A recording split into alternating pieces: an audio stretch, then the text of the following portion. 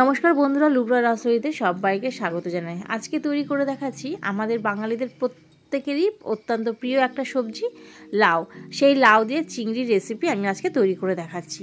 এটা খেতে গরম ভাতের সাথে খুবই ভালো লাগে। এটা খুব স্বাস্থ্যকর একটা রেসিপি, শরীরকেও প্রচণ্ড ঠান্ডা লাগে।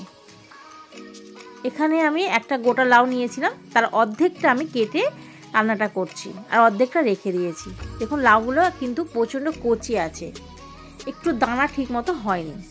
লাউগুলো আমি ডুমো ডুমো করে কেটে জল ঝরিয়ে রেখে দিয়েছি। একটা কড়াই বসিয়ে দিয়েছি। কড়াইটা যখন গরম হয়ে গেছে তাতে দিয়ে দিলাম সর্ষের তেল। তেলটা প্রথমে কড়াইয়ের চারিপাশে খুব ভালো করে আমি মিশিয়ে নিচ্ছি। তারপর চিংড়ি মাছের মধ্যে আমি লবণ, হলুদ আর সামান্য একটু লঙ্কা গুঁড়ো মাখিয়ে রেখেছিলাম, সেই চিংড়ি মাছগুলোকে এবার ভেজে নিচ্ছি। চিংড়ি মাছটা রান্না করার আগেই ভেজে নিয়েছি। আর চিংড়ি মাছ ভাজতে খুব বেশি সময় লাগে না, একটু ভেজেই আমি চিংড়ি মাছগুলোকে তুলে নিচ্ছি। সেই একই কড়াইয়ে আরও একটু তেল দিলাম। তেলটা যখন একটু গরম হয়ে গেছে তার মধ্যে দিয়ে দিলাম একটা মিডিয়াম সাইজের পেঁয়াজ কুচি। পেঁয়াজটাকে দিয়ে ভালো করে তেলের সঙ্গে আগে মিশিয়ে নেব। 2-3 মিনিট ধরে লো ফ্লেমে কষিয়ে নিয়েছি। তারপর তাতে দিয়ে দিলাম 1 চামচ আদা রসুন বাটা আর কয়েকটা চিরা কাঁচা লঙ্কা। আমি একটু বেশি পরিমাণে কাঁচা লঙ্কাটা ব্যবহার করেছি, আপনারা আপনাদের প্রয়োজন মতো ব্যবহার করবেন। সামান্য একটু জল দিলাম যাতে মশলাগুলো পুড়ে না যায়। জল দিয়ে লো ফ্লেমে 2 মিনিটের জন্য ঢাকনা দিয়ে রেখে দিয়েছিলাম, যাতে আদা রসুনের কাঁচা গন্ধটা চলে যায় আর পেঁয়াজটা অনেকটা নরম হয়ে যায়। এবার তার মধ্যে একে একে সমস্ত মশলা দিয়ে দেবো। প্রথমে দিলাম স্বাদ অনুযায়ী লবণ, 1/2 চামচ হলুদের গুঁড়ো, 1/2 চামচ ধনের গুঁড়ো আর 1/2 চামচ দিয়ে দিচ্ছি কাশ্মীরি লঙ্কার গুঁড়ো কালারের জন্য। এখানে আমি অন্য কোনো রেগুলার ঝাল ব্যবহার করব না, শুধু কাঁচা লঙ্কার ঝালই রান্নাটা করছি। মশলাটা ভালো করে 2 মিনিট মতো কষিয়ে নিয়েছি। এবার ঢাকনা চাপা দিয়ে দিলাম।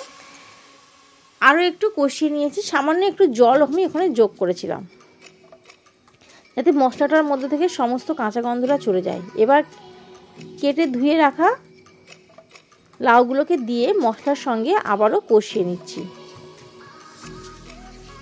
লাউটা রান্না করতে বেশি সময় লাগবে না, কারণ লাউটা প্রচণ্ড কচি আছে আর এক্সট্রা করে কোনো রকম জল দিতেও লাগবে না। এই লাউয়ের মধ্যে থেকে যে জলটা বেরোবে তাতেই লাউটা সিদ্ধ হয়ে যাবে। আর অবশ্যই গ্যাসের ফ্লেমটাকে মিডিয়াম টু লোতে রেখে দিতে হবে। খুব ভালো করে আমি এটাকে কষিয়ে নিচ্ছি মিনিট 2 সময় ধরে। ভালো করে ঢাকনা চাপা দিয়ে এটাকে কষিয়ে নিলাম। এবার এর মধ্যে দিয়ে দিলাম টমেটো কুচি। আপনারা মশলা কষার সময়ও টমেটোটা ব্যবহার করতে পারেন।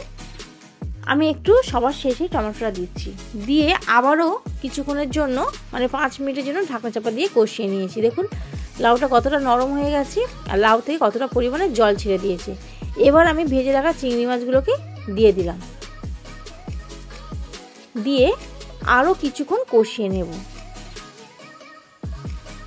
যদি আপনাদের এই সাধারণ একটা রেসিপি যদি ভালো লেগে থাকে তাহলে প্রত্যেকবারের মতো আমার চ্যানেলকে অবশ্যই সাবস্ক্রাইব করবেন, পাশে থাকা বেল আইকনটি প্রেস করবেন, লাইক, কমেন্ট এবং শেয়ার করবেন।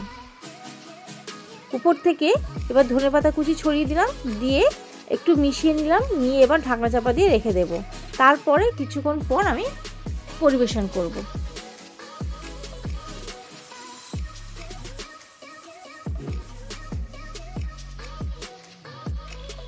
দেখুন দেখতে কতটা লোভনীয় হয়েছে, এত সুন্দর একটা গন্ধ বেরিয়েছে। যদি আপনারা নিজেরা বাড়িতে তৈরি না করেন তাহলে বুঝবেন না, অবশ্যই এটা তৈরি করবেন। আজকে তাহলে এই পর্যন্ত, আমি আবারও ফিরে আসবো নতুন কোনো ভিডিও নিয়ে। ততক্ষণের জন্য ভালো থাকবেন, সুস্থ থাকবেন। আর এই ভিডিওটি প্রথম থেকে শেষ পর্যন্ত দেখার জন্য ধন্যবাদ।